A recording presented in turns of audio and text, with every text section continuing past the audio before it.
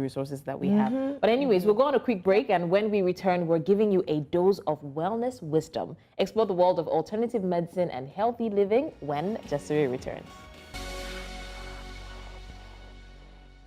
Welcome back. We're streaming live on our social media platforms. We're at News Central TV. Also use the hashtag Jasiri to be part of our conversations.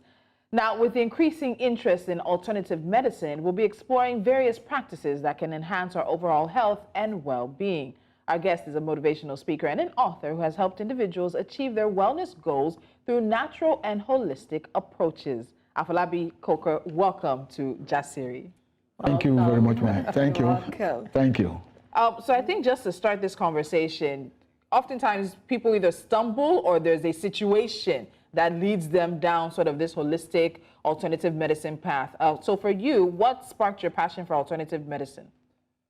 Thank you very much. 2002, my own mother, who turned 89 years on the 30th of April, had breast cancer, stage 4. Wow. He was in the hospital, and then the hospital could not do anything, and the consultant pathologist advised us to take her home. Thereafter, my dad had to now seek assistance, which is not occultic, through herbs. And then my mom, as of today, is still alive. She turned 89 April 30th. Now, the point then is that we are told that if the breast should burst, that's the end of her life. The thing busted through the process of the herb and still alive to today. She lives at a Lega in Abeokuta. And then in the course of it, we went on. And yeah, before, after the COVID and things like that, the rate at which people were dying, people were close to one, friends and pastors and some other people, gave a grave concern. So last year I was praying, and then the Lord inspired me. It's time to put these things together. Knowing fully well that being a pastor, anything that have to do with herb, seed, and all these things, people think that you are going diabolic or cultic. But there is a provision in the Bible in Genesis chapter 1, verse 29, that talks about the place that every plant, every herb, every food, God has provided for food for mankind. And for Christians, when you go through the Bible, you see that from Genesis 1 to chapter 9, verse 2, there's nothing about any other thing apart from herb fruits to be eaten. It started from verse 3. So the inspiration came, and the Holy Spirit gave me the title, I Choose to Live. Wow. Okay. I find that quite interesting. I think one of the challenges that I have with alternative medicine is the fact that we don't have empirical data. You know, in Africa, we have herbs, we have so many roots and things that we use, but a lot of times we don't document this process very holistically so that it can really be verifiable and we can stand by it and say, yes, this is what we use, the dosage and all that. I think that's what foreign medicine or what they call the other traditional medicine. Traditional medicine would have against alternative one. But for you, orthodox, yes, orthodox medicine, thank you. Yes. But for you, Ms. Afolabi, how do you define healthy living? And what role do you think alternative medicine, you know, it would play in achieving it? Thank you very much. First and foremost, the challenge we have in this part of the world is part of the effect of colonization. When they came, they make us realize that anything about that is us is demonic, is bad, and it's not effective. But even some of the people in the Orthodox practice, we attest to it that some of them have tested some of these things and used. It's rather unfortunate that some people who went to school to study things like pharmacology and even medicinal chemistry and things like that are not making their publications and their findings to be made public, apart from academic attainment to become a professor or whatsoever. That's why books like this in this part of the world, you will see that it's new and not common. And that's the reason why I'm inspired, not I'm practicing already, but inspired to make people to have the knowledge of how to go about it. Because in this book, you have how to combine things. For example, by October this year, I will turn 64. As of today, if I go to farm, I go to work, I drive, I come and return, the worst to the glory of God that my BP can be is 118/74. Now, people wonder and get amazed, what do you do and what do you use? I boil 8 to 10 leaves of miracle leaf, which you will call Ewe Abamoda, and then drink it almost every night. and it kept cleanse all my stress and all my system. I wake up with a colon cleansing, works on my heart and everything, and then I come back clean, like a baby. So, you know, I want us to pick up from there, because you can please just put the book on the table. Okay. I want us to pick up from there, because there was a question Lolo asked that it was a statement, but not so much a question. And that's about the empirical data. You can talk about 8 to 10 of this, a heap of this, but unless it's something that you can document, we can replicate, it can be taken through the trials of science and testing and theory to fact, it still becomes a very big struggle for us. And I think across the continent, people will have home remedies, and they'll have things that are passed down from generation to generation. I remember many of us have, you know. So there is a need for us to meet the standards that have been set so that we can see an appreciation of this. What do you say to that? It's about the fact that there seems to be difficulty in verifying the effects of what a lot of alternative medicine supposedly claim has. to do. Yeah. Thank you very much. I have a very close childhood friend who is a professor of medicinal chemistry, who has been working on some of the research, like I said, but I've not been making it public. He's a professor from University of Ilorin. One of my alumni friends that we attended the university together advised before bringing out this book. He said, why will you bring out this and everybody will take it? You can make good money by relating with the university in US, university in UK, and one university in Nigeria, get patency and make your money. Now, it's not about the making of the money per se, but about the knowledge and way to help many people, to redeem many people from certain cheap debt that is uncalled for. Well, we know that it's something that will kill somebody, and we know that it's God that gives life and it takes. But there's something that is that from this knowledge, an academician can be exposed to it and then start doing the process of the chemistry or the pharmacology papers and bring it out. Take, for example, I was in US sometime, and in one of the pharmacies, I saw bitter leaf capsule, of which Nigerians even came to the store to buy and bring to Nigeria. Bitter leaf in capsule. So these things are evolving. Look at what the Chinese have done through systems like KD Healthcare. Mushroom supplement of these herbs are being packaged, and we are buying it at a very expensive price here in Nigeria. And all these things are available. So, talking about this herbal medicines, I know that for a long time people have relied on that, but one can argue that now our lifestyle, our habit, our health has basically changed because of globalization and modernization. Things that we used to eat before, things that we eat now, and that has somewhat brought about some, I would say, illnesses or diseases that were not so prevalent in the past. What would you say is a contributory factor to that? Why would you say that people are having more sicknesses that seem not to have existed before? Thank you very much.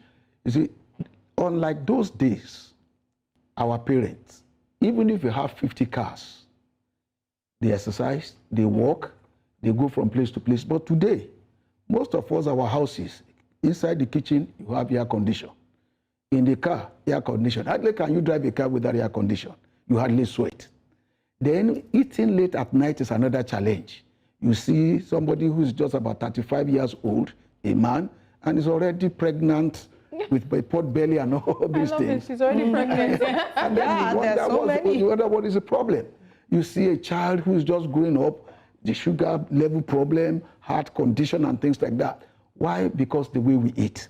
Now, when you are eating, take for example swallow, fufu or gari or whatever, and then you see somebody eating like 6 wraps, 5 wraps with a little vegetable, and then pack around it, roundabout, cow leg, liver, and all these things. Then all these things that you are eating, you put in pressure because the body only needs anything above more than your fist is a waste.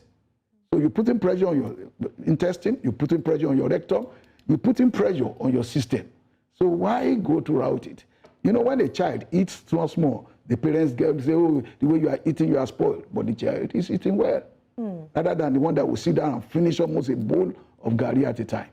And ironically, that's the one that they will say is eating. Yes, this thing is actually very important. So when my daughter was younger, so when we traveled to have her checkup, they told us that she was a little on the skinny side.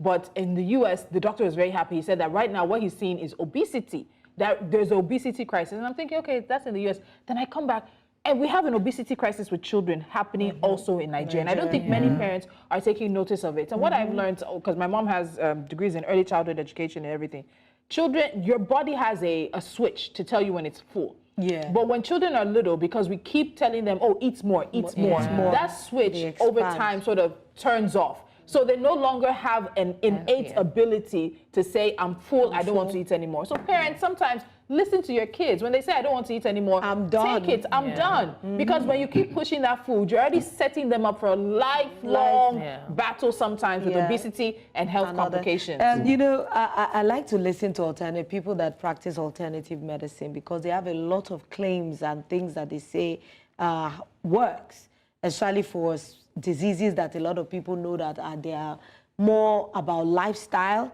and they need control. Things like maybe high blood pressure, diabetes. Cancer is a little in another spectrum, you know. But I just want to know that, how does alternative medicine approach health and wellness different from conventional medicine? Because now I'm seeing a lot of people, a lot of, would they say conspiracy theorists, will come out and say they give you these medicines to worsen your condition. Or just trick your mind into believing that you need it.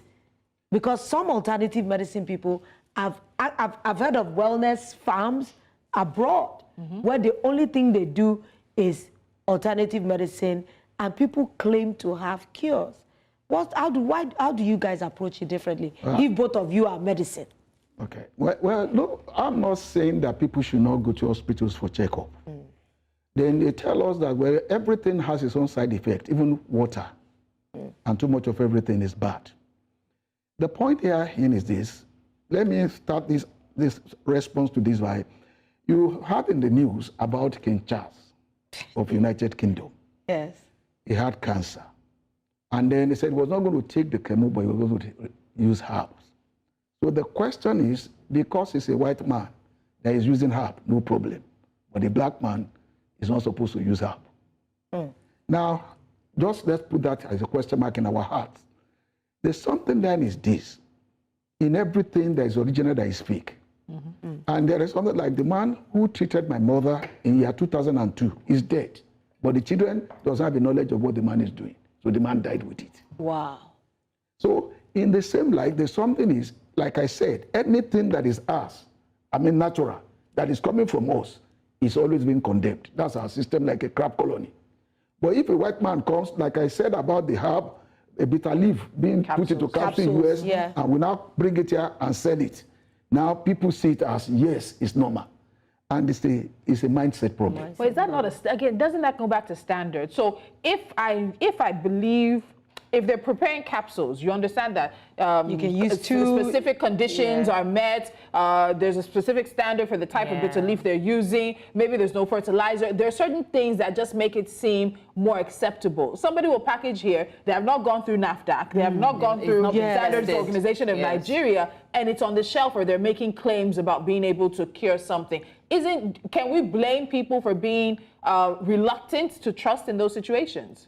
Well, I think some of those who are packaging here, some of them have gone through certain processes. Like when you look at things, when you see product of things like Okolonia and a few of them, I think there's not that control.